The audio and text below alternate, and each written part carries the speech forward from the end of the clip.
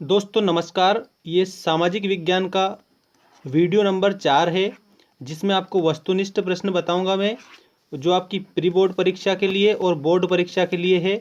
और जो प्रश्न बैंक है उसी में से मैं ये वीडियो बना रहा हूँ, आपको ध्यान रखना है। तो आज का हमारा इकाई 11 रहेगी, अध्याय 14 मध्य प्रदेश, कक्षा 10वीं।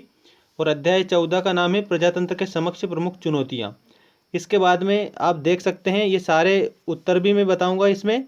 और एक बात और समझ लेना, ये इकाई 12, इसमें से आर्थिक विकास की कहानी मतलब 15 पार्ट, 16 पार्ट और 17 पार्ट। और इसके बाद में एक और जो चैप्टर बच रहा है वो मैं बता दूं लास्ट वाला आपको। हाँ, ये उपभोक्ता जागरूकता, उपभोक्ता जागरूकता तक है आपका। और ये सारे आज ही मैं बताऊंगा, आप वीडियो को लास्ट तक देखना। इसके पहले 3 वीडियो बना दिए हैं जिसमें वस्तुनिष्ठ प्रश्न थे, वस्तुनिष्ठ प्रश्न सारे बता दिए हैं उसमें। तो आज जो कुछ बच रहे थे वो भी मैं बता दूं। इसके बाद में हम क्वेश्चन आंसर देखेंगे, मतलब जो बड़े क्वेश्चन हैं उन क्वेश्चनों को करेंगे। तो वस्तुनिष्ठ प्रश्न कंप्लीट कर ही लेते हैं आज। चलिए देखते हैं। सबसे पहले ध्यान रखिए आप, इकाई 11 से है ये। और प्रजातंत्र के समक्ष चुनौतियाँ, 10वीं मध्य प्रदेश बोर्ड परीक्षा 2021। ठीक है, प्री बोर्ड परीक्षा आपकी स्टार्ट होने वाली है बहुत जल्द, मतलब 12 तारीख से लेकर 27 अप्रैल तक आपकी प्री बोर्ड परीक्षा चलेगी। तो इसी में से आएगा प्री बोर्ड में और बोर्ड परीक्षा में। और ये प्रश्न बैंक जारी की है दोस्तों माध्यमिक शिक्षा मंडल भोपाल द्वारा, मतलब कि लोक शिक्षण संचालनालय भोपाल के द्वारा जारी की गई है। इसमें मैंने आपको वस्तुनिष्ठ प्रश्न के 3 वीडियो बनाकर बता दिए हैं सोशल साइंस के। और ये चौथा है, इसमें लास्ट है ये वस्तुनिष्ठ वाला। इसके बाद में क्वेश्चन आंसर रहेंगे। चलिए देखते हैं पहला प्रश्न। जनसंख्या की दृष्टि से भारत का विश्व में कौन सा स्थान है? तो विश्व में दूसरा स्थान है। ठीक है, याद रखना, जनसंख्या की दृष्टि से विश्व में भारत का दूसरा स्थान है। और अगर प्रश्न जैसे मान लीजिए ये है कि पहला स्थान बताइए, ठीक है, तो पहला स्थान कौन सा है जनसंख्या की दृष्टि से? तो आप सभी को याद है कि वो है चीन का, मतलब कि जो चाइना है, चाइना फर्स्ट नंबर पर है जनसंख्या की दृष्टि से। ठीक है, जनसंख्या सबसे ज़्यादा कहाँ पर है? तो चीन में है। और दूसरे नंबर पर भारत आता है। विश्व में सबसे ज़्यादा जनसंख्या दूसरे नंबर पर भारत है और पहले नंबर पर चीन है। ठीक है, अगला देखिए, आतंकवादी किन माध्यमों से अपनी गतिविधियां संचालित करते हैं? तो हत्या और अपहरण। तो इसमें ऑप्शन नंबर 4 आएगा, हत्या और अपहरण। जो आतंकवादी होते हैं वो क्या करते हैं कि हत्या और अपहरण के माध्यम से अपनी जो गतिविधियां हैं वो क्या करते हैं? संचालित करते हैं। तो इसका करेक्ट आंसर होगा ऑप्शन नंबर 4, हत्या अपहरण। तीसरा देखिए, नशा मुक्ति के लिए मद्य निषेध अभियान किसने चलाया था? तो ये चलाया था महात्मा गांधी ने। ठीक है, मद्य मतलब क्या होता है? ये होता है मद्य मतलब, ठीक है, शराब। ठीक है, मद्य मतलब होता है शराब।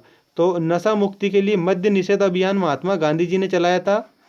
ठीक है, महात्मा गांधी को राष्ट्रपिता भी बोला जाता है। क्या बोला जाता है? राष्ट्रपिता भी महात्मा गांधी जी को बोला जाता है। याद रखना, इसमें महात्मा गांधी आएगा। हाँ, इसके बाद में क्वेश्चन नंबर 4 देखिए, हाई स्कूल पास करने के बाद छात्रों की शिक्षा में बेरोजगारी दूर करने की दृष्टि से किस बात पर जोर दिया जाना चाहिए? तो व्यावसायिक शिक्षा पर जोर देना चाहिए। किस शिक्षा पर जोर देना चाहिए? कि हाई स्कूल पास करने के बाद छात्रों की शिक्षा में बेरोजगारी को दूर करने के लिए। मतलब कि आज जो मुख्य समस्या है भारत में वो क्या है? बेरोजगारी की समस्या है। मतलब कि भारत में बहुत ज़्यादा बेरोजगारी है, हद से ज़्यादा बेरोजगारी है।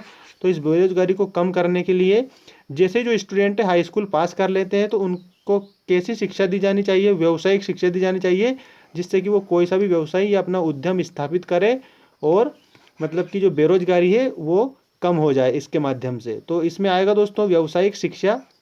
तो व्यावसायिक शिक्षा हमारे ऑप्शन नंबर फर्स्ट में दे रखा है। अब देखिए 2011 की जनगणना के अनुसार भारत में साक्षरता का प्रतिशत कितना है? तो 73% साक्षरता है वर्ष 2011 की जनगणना के अनुसार। ठीक है, तो अगला देखिए, इसके बाद में हथियारों की दौड़ का संबंध है। हथियारों की दौड़ का संबंध आतंकवाद से है। किससे है? आतंकवाद से। आतंकवाद से हथियारों की दौड़ का संबंध है। इसके बाद में अगला क्वेश्चन देखिए। अगला क्वेश्चन आपका इस प्रकार है, भारत का क्षेत्रफल विश्व के कुल क्षेत्रफल का कितने प्रतिशत है? तो 2.4% है। ठीक है, भारत का जो क्षेत्रफल है विश्व का 2.4% है। इसके बाद में अगला क्वेश्चन इस प्रकार है आपका, भारतीय कृषक माह तक बेरोजगार रहते हैं। कितने माह तक? 6 माह तक बेरोजगार रहते हैं। ठीक है, 6 माह तक बेरोजगार रहते हैं भारतीय कृषक। कृषक मतलब आप सभी जानते हो, कृषक मतलब होता है किसान। क्या होता है? कृषक मतलब किसान होता है। तो ये जो खाली स्थान है, इस खाली स्थान में आप यहाँ पर लिखेंगे 6 माह। ठीक है, सिर्फ 6 ही लिख देंगे और माह तो आगे लिखा हुआ है। जो भारतीय कृषक 6 माह तक बेरोजगार रहते हैं। अगला देखिए, मानव जाति के विरुद्ध कुछ व्यक्तियों या गिरोहों की हिंसा को क्या कहते हैं? तो मानव जाति के विरुद्ध होती है और हिंसा होती है तो वो आतंकवाद कहलाता है। क्या कहलाता है? ये याद रखना। 9वें क्वेश्चन का आंसर क्या आएगा? आतंकवाद।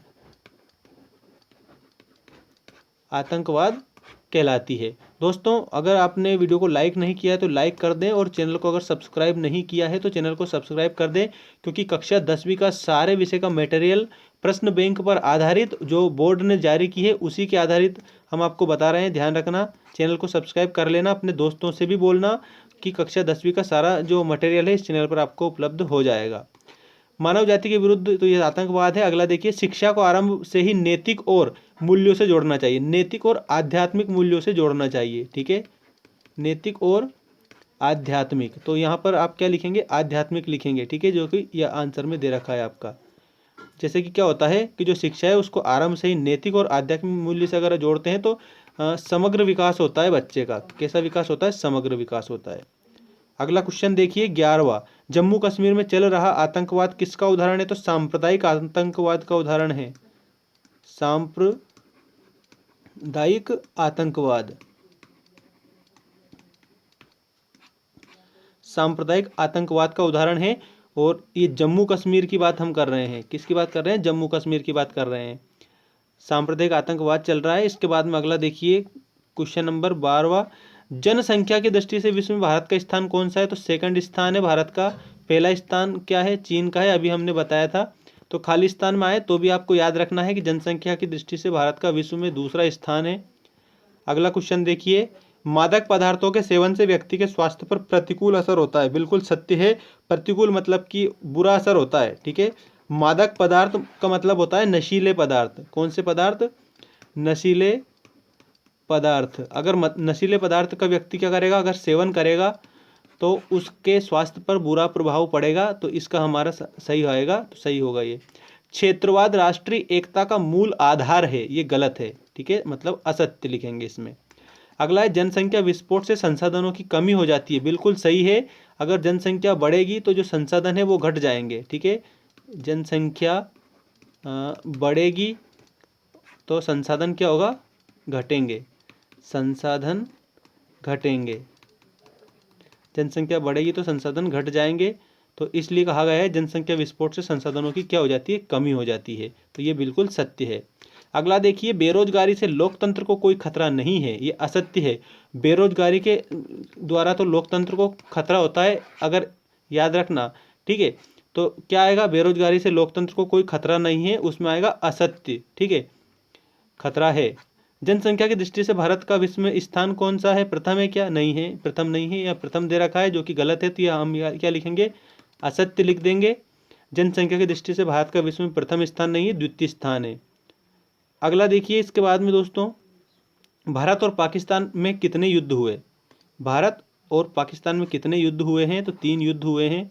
अगला है, नशीले पदार्थों का प्रयोग, उसके व्यापार और लाने ले जाने पर रोक को क्या कहते हैं? नशीले पदार्थों का व्यापार और नशीले पदार्थों को लाने ले जाने पर अगर जो रोक लगी रहती है उसको हम कहते हैं मद्य निषेध। ठीक है, मद्य निषेध। और भारत में मद्य निषेध अभियान किसने चलाया था? महात्मा गांधी ने चलाया था। महात्मा गांधी ने मद्य निषेध अभियान चलाया था। अगला क्वेश्चन देखिए, विश्व की कुल जनसंख्या का कितना प्रतिशत भाग भारत में निवास करता है? तो विश्व की जो कुल जनसंख्या है उसका 16.04%, 16.04% जो भाग है वो भारत में निवास करता है। इसका मतलब क्या है कि विश्व की जितनी भी, जैसे मान लीजिए 100% जनसंख्या है तो 100% में से 16.04% तो भारत में ही निवास करती है। ठीक है, 100% में से 0.04% जो जनसंख्या है वो भारत में निवास करती है। चलिए अगला देखते हैं। अगला क्वेश्चन आपका इस प्रकार है, देखिए, 2011 की जनगणना के अनुसार भारत की जनसंख्या कितनी है? तो 121.6 करोड़। 121.6 करोड़ जनसंख्या 2011 की जनगणना के अनुसार, जनगणना के अनुसार। ठीक है, याद रखना, 2011 की जनगणना के अनुसार भारत की जो जनसंख्या है वो 121.6 करोड़ है। ठीक है, जो कि विश्व का दूसरा मतलब कि जनसंख्या की दृष्टि से बन गया है भारत। अगला देखिए, बेरोजगारी से क्या आशय, ये प्रश्न है, याद रख लो इसको।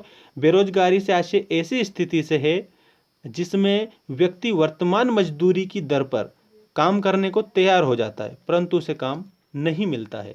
मतलब कि क्या होता है कि जो बेरोजगारी है उसका अर्थ ये है दोस्तों कि ऐसी स्थिति है ये जिसमें कोई भी व्यक्ति मजदूरी की जो वर्तमान दर है, मतलब कि वर्तमान कीमत जिसे हम कहते हैं, उस कीमत पर काम करने के लिए क्या है, वो तैयार है। ठीक है, काम करने को तैयार है, लेकिन उसके बाद भी उसको काम नहीं मिल रहा है, काम नहीं मिलता है, तो वो क्या है, उसे हम कहते हैं बेरोजगार। क्या कहते हैं, बेरोजगार कहते हैं। तो यही बेरोजगारी है। अब देखिए, सही जोड़ी बनाइए। सही जोड़ी को आप अच्छे से देखेंगे, ये थोड़ा इसको जूम कर देते हैं हम। इसके बाद में अगली जो इकाई है उसके हम करेंगे। सही जोड़ी बनाइए। आंध्र प्रदेश, तो आंध्र प्रदेश तेलंगाना। ठीक है, आंध्र प्रदेश के आगे क्या आएगा, तेलंगाना आएगा। आंध्र प्रदेश के आगे आएगा तेलंगाना।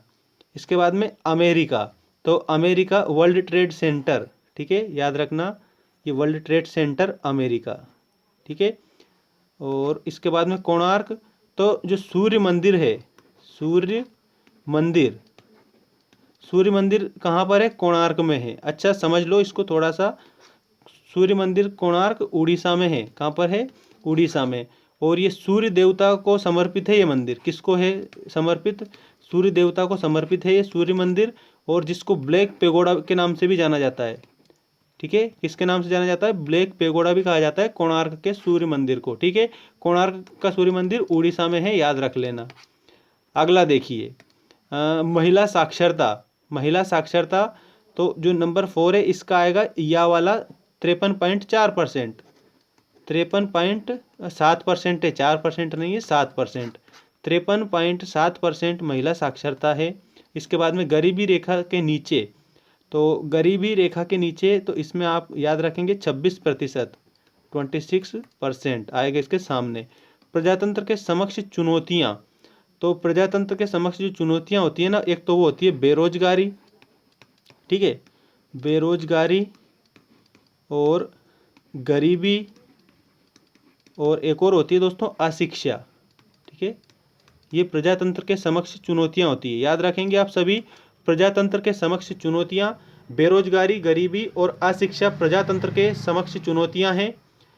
ठीक है, तो ये आपकी जोड़ी कंप्लीट होती है। जोड़ी के उत्तर यहाँ पर दे भी रखे हैं, इसको भी आप स्क्रीनशॉट लेकर कंप्लीट भी कर सकते हैं। अब हम देखेंगे आर्थिक विकास की कहानी, इकाई 12, इसके सारे वस्तुनिष्ठ प्रश्न, और इन वस्तुनिष्ठ प्रश्नों के बाद में आपके लॉन्ग आंसर टाइप क्वेश्चन रहेंगे। याद रखना, लॉन्ग आंसर टाइप क्वेश्चन मतलब कि बड़े बड़े क्वेश्चन रहेंगे सोशल साइंस के। ठीक है, चलिए देखते हैं इसमें कितने चैप्टर है। अध्याय 15 भी है, अध्याय 16 भी है, और अध्याय 17 भी है। इन सभी के ओटी आपको अभी मिल जाएंगे।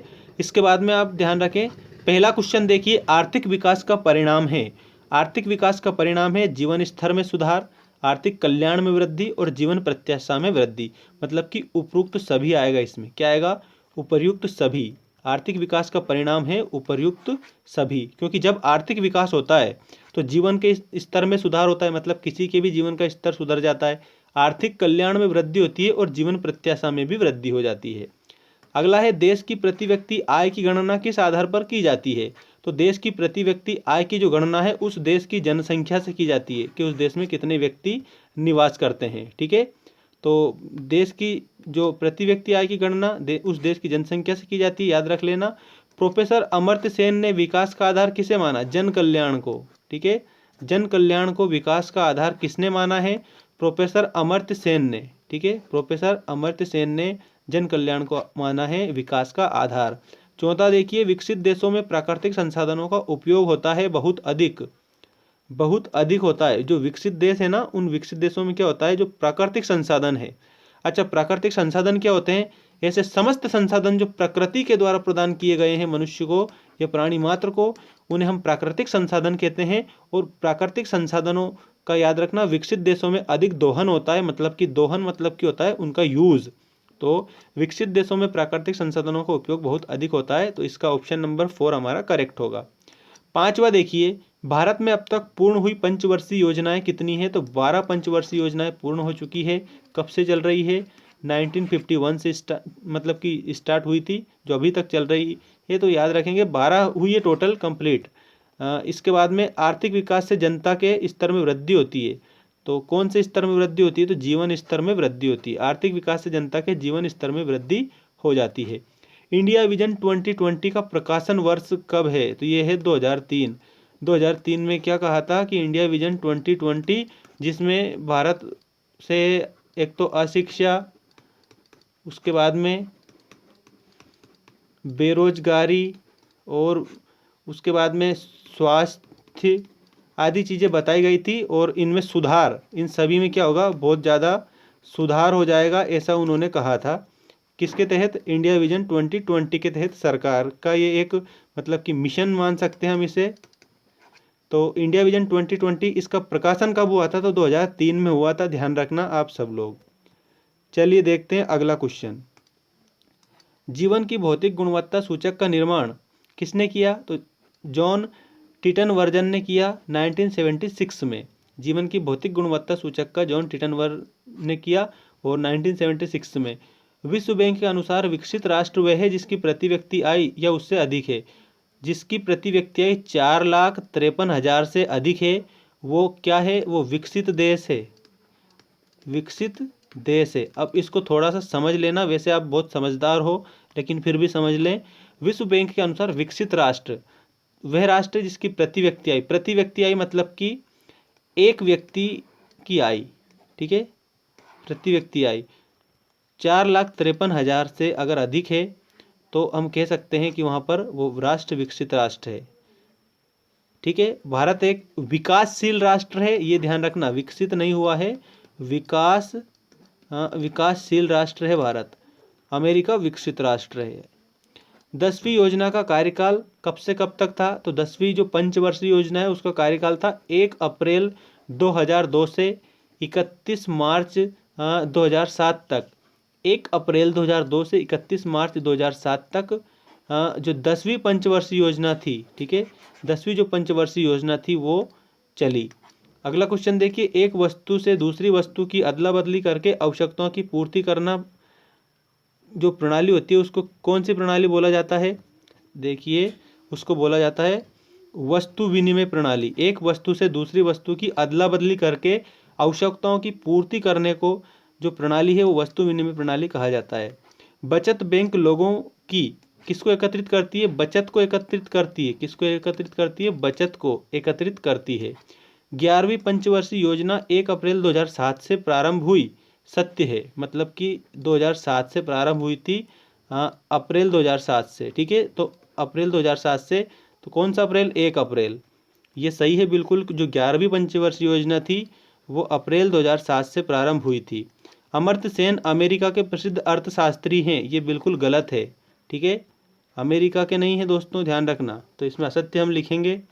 इसके बाद में नेक्स्ट देखिए, कार्ल मार्क्स ने आर्थिक विकास का आधार समाजवाद को माना है, बिल्कुल सही है, सत्य।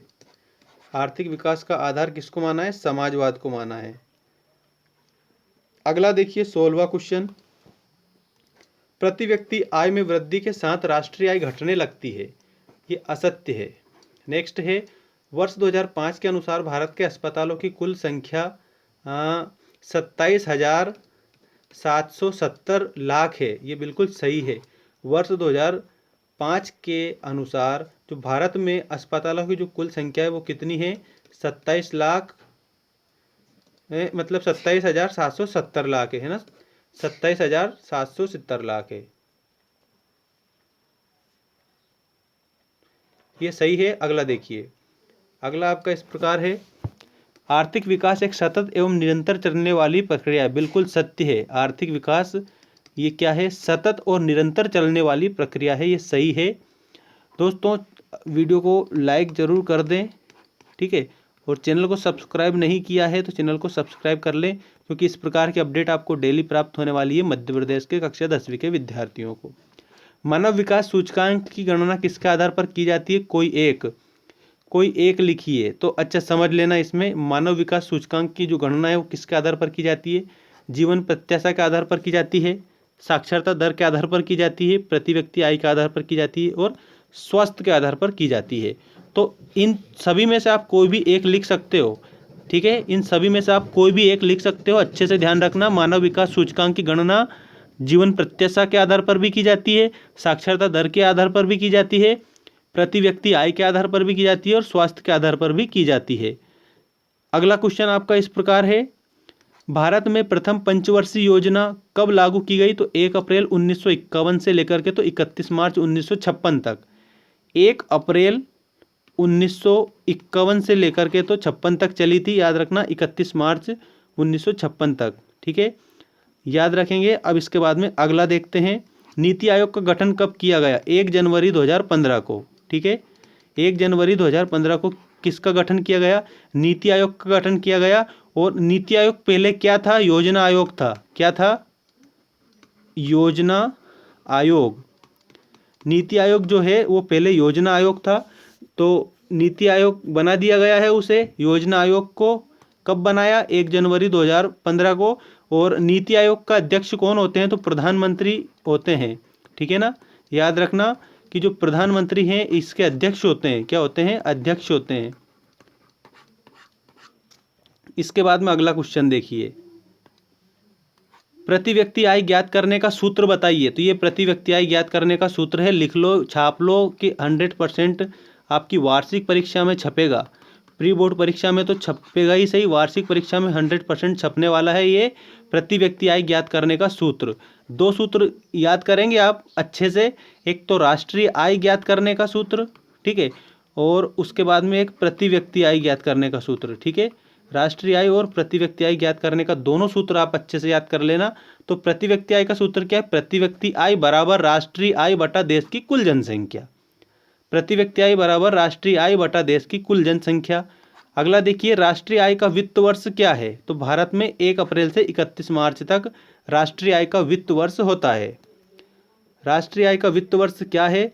तो दोस्तों इसमें आप बताएंगे 1 अप्रैल से 31 मार्च तक। जीवन के भौतिक गुणों के सूचकांक का विकास किसने किया? तो डॉक्टर मॉरिस, या फिर इनको डी मॉरिस भी बोला जाता है, ठीक है, डी मॉरिस भी इनको बोला जाता है। तो इन्होंने क्या करा? जीवन के भौतिक गुणों, कौन से गुणों? भौतिक गुणों, भौतिक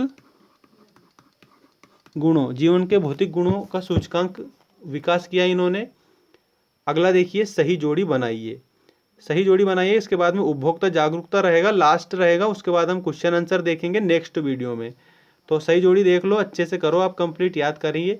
राष्ट्रीय रोजगार गारंटी योजना, तो इसमें आपको याद रखना है कि 100 दिन का रोजगार दिया जाता है, 100 डेज, ठीक है, 100 दिन का रोजगार, ठीक है, 100 दिन का रोजगार किस में दिया जाता है? राष्ट्रीय ग्रामीण रोजगार गारंटी योजना में दिया जाता है। तो इसका सा वाला करेक्ट होगा।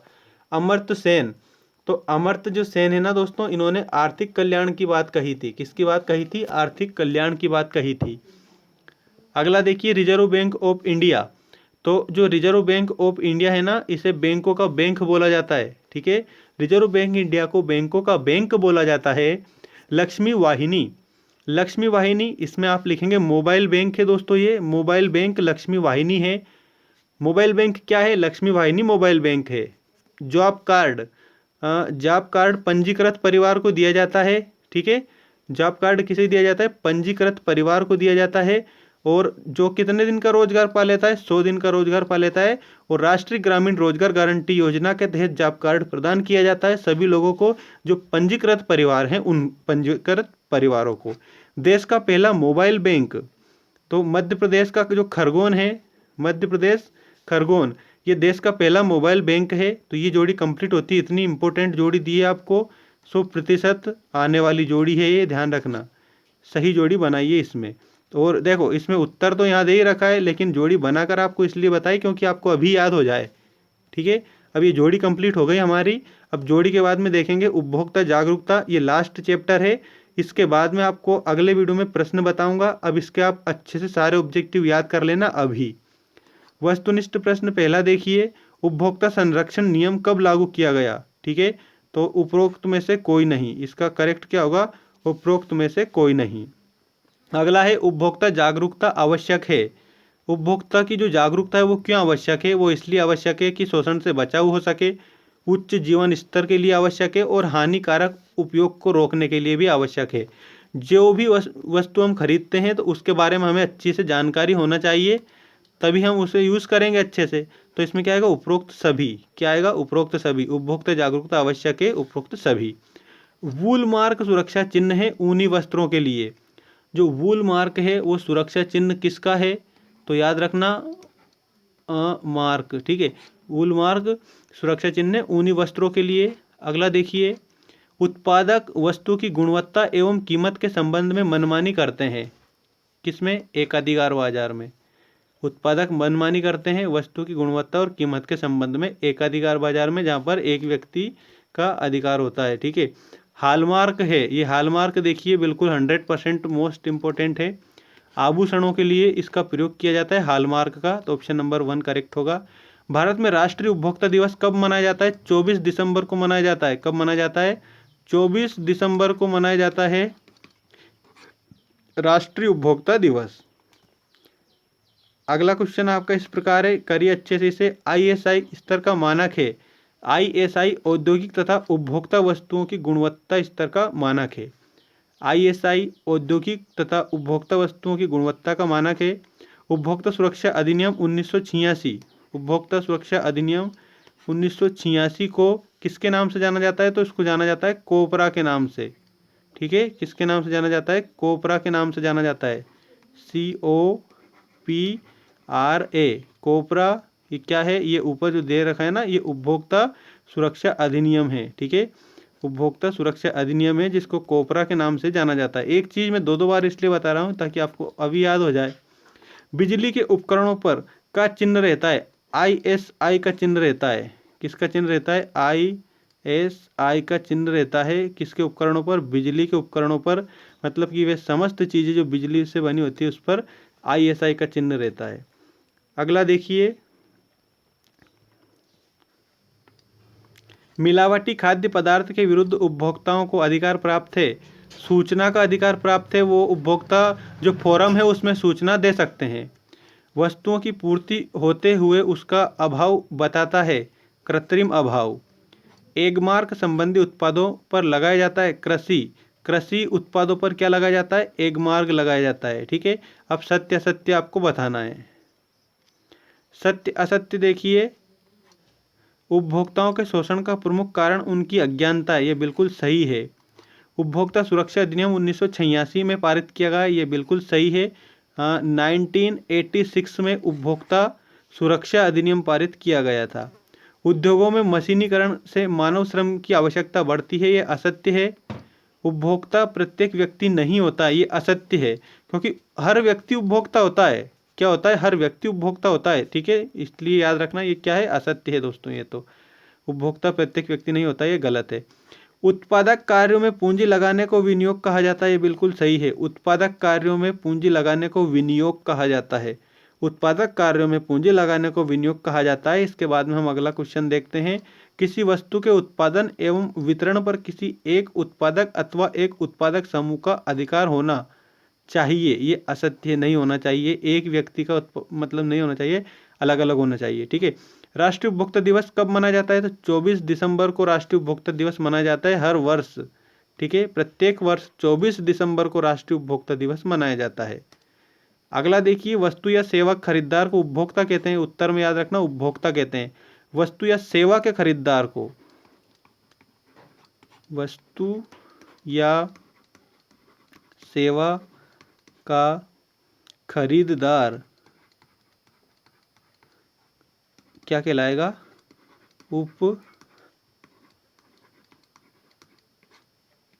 उपभोक्ता कहलाएगा। अगला देखिए, सूचना प्राप्त करने का अधिकार किस वर्ष पारित हुआ? सन 2005 में। सूचना प्राप्त करने का जो अधिकार है वो 2005 में क्या हुआ? पारित हुआ, ठीक है। इसके बाद में नेक्स्ट देखिए, बाट एवं माप मानक अधिनियम किस वर्ष में पारित किया गया? 1976 में। 1976 में बाट एवं माप मानक अधिनियम पारित किया गया था। इसके बाद में अगला क्वेश्चन आपका इस प्रकार है, देखिए, उपभोक्ता को अपने अधिकारों एवं कर्तव्यों के प्रति जागरूक करने को क्या कहते हैं? तो उपभोक्ता जागरूकता कहते हैं। कोई भी अगर उपभोक्ता है और उसे अपने अधिकार और कर्तव्यों के प्रति अगर जागरूक करेंगे तो वो उपभोक्ता जागरूकता ही कहलाएगा। अब देखिए, उपभोक्ता शिक्षा से क्या आशय है? उपभोक्ता को उनके अधिकार एवं कर्तव्यों की जानकारी प्रदान करना ही उपभोक्ता शिक्षा है। जो उपभोक्ता शिक्षा है उसमें क्या होता है, उपभोक्ता को क्या की जाती है, उपभोक्ता को शिक्षा दी जाती है। क्या दी जाती है? शिक्षा दी जाती है। और कैसी शिक्षा? उनके अधिकार और कर्तव्य की शिक्षा दी जाती है। अब देखिए, ये लास्ट जोड़ी है इसकी। इसके बाद में अगले वीडियो में आपको इसके प्रश्न उत्तर में बताऊंगा, अगर आप कमेंट करके कहेंगे तो। सही जोड़ी बनाइए। देखिए, मानकीकरण, तो भारतीय मानक संस्थान ISI, तो औद्योगिक स्तर की जो वस्तुएं उनमें चिन्ह लगाया रहता है ISI का। उपभोक्ता शोषण, कालाबाजारी कहलाता है उपभोक्ता का शोषण। इसके बाद में अगला देखिए, उपभोक्ता जागरूकता, तो उपभोक्ता जो जागरूकता है, जीवन स्तर में वृद्धि। उपभोक्ता संरक्षण अधिनियम, तो याद रखना, उपभोक्ता संरक्षण अधिनियम त्रिस्तरीय व्यवस्था है। और बाट एवं माप अधिनियम 1976, बाट एवं माप अधिनियम 1976। ठीक है दोस्तों, मिलते हैं नेक्स्ट वीडियो में। वीडियो को अगर लाइक नहीं किया है तो लाइक कर दें, चैनल को सब्सक्राइब जरूर कर लेना। अगले वीडियो में मिलते हैं, धन्यवाद।